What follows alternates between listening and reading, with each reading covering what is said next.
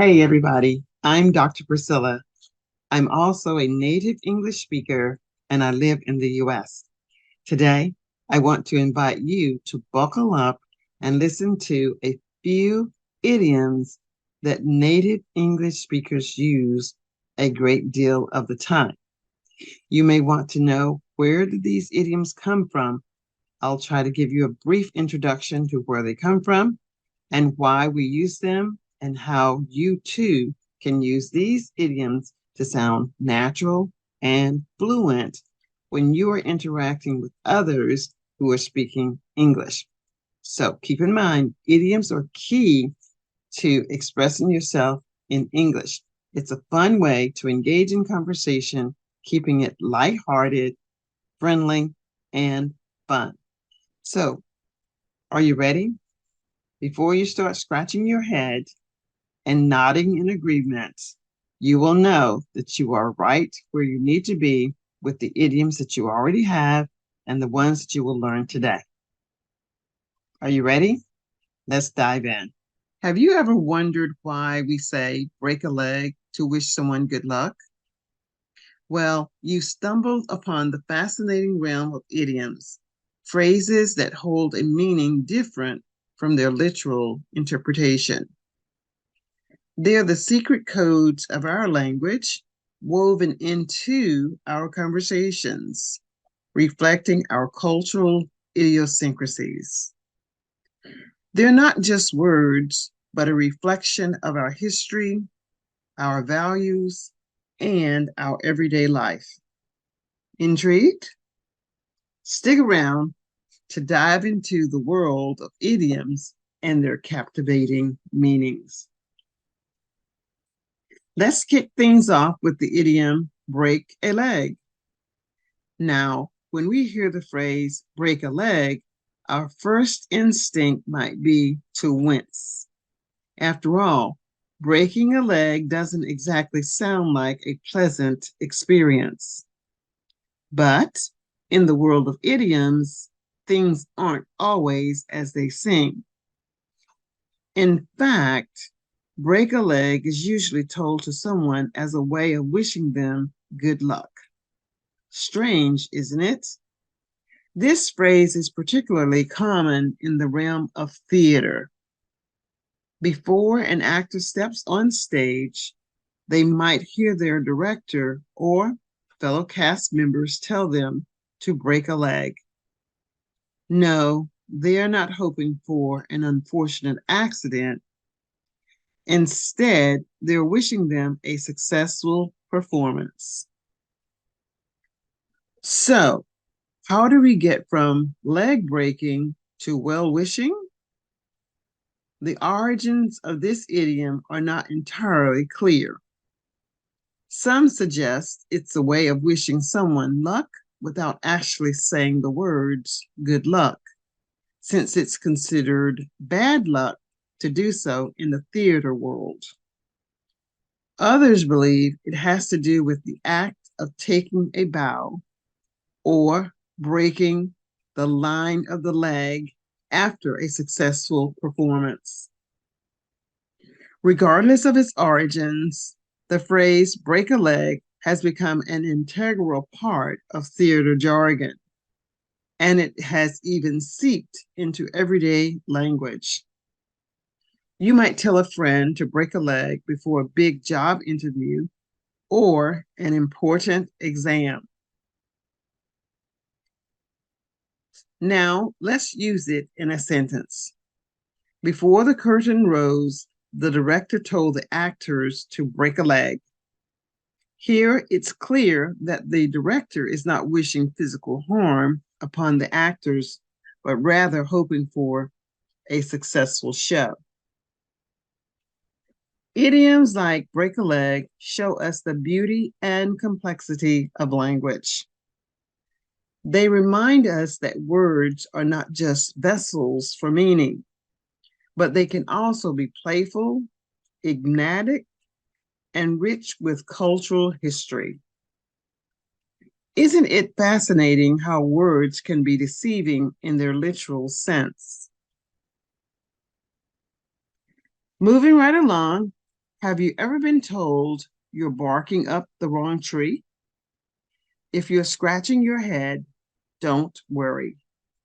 This phrase doesn't involve any actual barking or trees.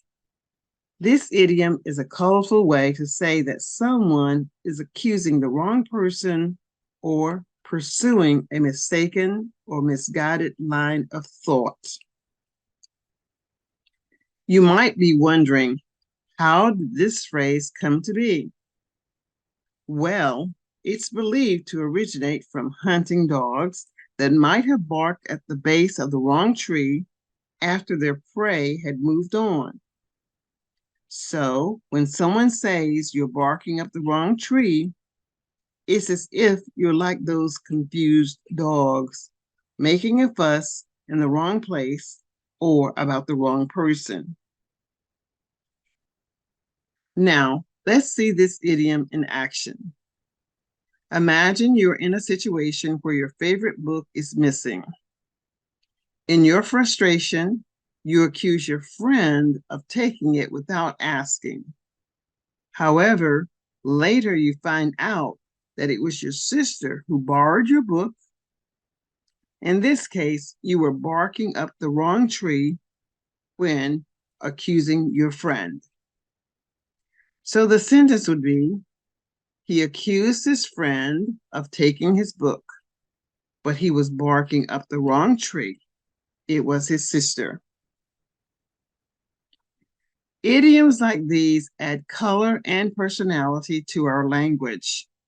They can be fun to use, but they can also be confusing if you're not familiar with them. That's why it's important to understand their meaning and appropriate usage. And remember, context is key. You wouldn't want to use this idiom in a formal setting or with someone who might not be familiar with English idioms. It's best used in casual conversations, adding a bit of flair and humor to your chats. So, the next time you find yourself accusing the wrong person or following a misguided line of thought, remember this idiom. You just might be barking up the wrong tree. Remember, not all idioms are as straightforward as they seem. Next up, let's look at the elephant in the room. Now, imagine walking into a room and finding an actual elephant there. It would be hard to ignore. In fact, it would be all you could think about, and yet no one is saying anything about it. That's exactly what this idiom represents. A big, unavoidable issue or problem that everyone is aware of, but nobody wants to address or talk about. This phrase is often used in social and professional contexts to highlight the uncomfortable silence around serious matters. It's like a secret that's not really a secret, a topic that makes people squirm in their seats, a truth that's visible to all, yet concealed in layers of hesitation and avoidance. Let's see how this idiom can be used in a sentence. Picture a team meeting in a corporate office. The boss has been hinting at retirement for months, but no one has dared to bring up the topic directly. The meeting goes on without anyone tiptoeing or anyone saying anything around the issue. This is why they're tiptoeing. In this context, you could say, everyone avoided discussing the elephant in the room, their boss's impending retirement. Here, the elephant in the room is the boss's retirement. It's a significant issue that will impact everyone in the office, but due to its sensitive nature, people are reluctant to discuss it. So the next time you find yourself in a situation where a major issue is being ignored, remember the idiom, the elephant in the room. It's a powerful tool to subtly bring attention to the issue at hand, to initiate a dialogue, and to break the silence. Idioms, with their unique blend of words and meanings, are more than just phrases. They are a reflection of our society, our behaviors, and our emotions. They can add depth to our communication, making it more engaging and relatable. Idioms can indeed add color and intrigue to our conversations. Don't you agree? Finally, let's explore when pigs fly. This is an idiom that paints quite a comical picture. Pigs soaring through the sky with their little wings is an image that's sure to make you chuckle.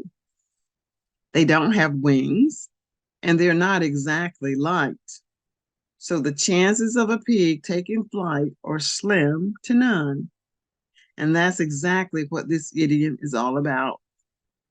If someone says they'll do something when pigs fly, they're essentially saying that it's never going to happen. So let's look at this sentence. Picture this. Your friend has a room that looks like it's been hit by a tornado. Clothes are strewn everywhere. Books are piled high, and you can barely see the floor. You've been nagging him about it for weeks, and one day he finally says, all right, all right, all right. I'll clean my room when pigs fly. He's using the idiom to humorously say that he has no intention of tidying up anytime soon. The next time you hear someone using the phrase, when pigs fly, just remember they're not expecting swine to sprout wings and take to the skies. They're simply using a colorful and witty way to say that something is highly unlikely to happen. Idioms such as these add flavor to our language. They allow us to express ideas in a more engaging and humorous way. So don't shy away from them. Embrace these phrases, understand their meaning, and use them in your day-to-day conversations. As you can see, idioms can be quite humorous and expressive. I hope that you have had a whirlwind tour of idioms with me. I've navigated through the fascinating world of these quirky phrases that are more than just the sum of their words. I hope you've learned that break a leg is not a call for physical harm, but rather an unconventional way to wish someone good luck, especially before a performance. If someone is barking up the wrong tree, they're making a false assumption or pursuing a misguided course of action. And no, it doesn't involve any actual barking or trees. The elephant in the room, which, much to our relief, is not a large gray animal in our living room, but a big issue or problem that everyone is aware of, yet nobody wants to talk about.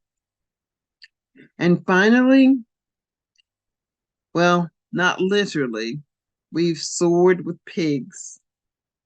When you hear the phrase, when pigs fly, it is an idiom used to describe something highly unlikely or impossible. So, no need to keep an eye on the sky for flying pigs just yet. We've seen how idioms paint vivid pictures and add a layer of depth and richness to our language. They're like the secret codes, understood by those in the know, adding a dash of color and creativity to our everyday conversations. Keep in mind, Idioms add spice to our language, so don't be afraid to use them in your conversations and writings. Keep going, keep going, keep going.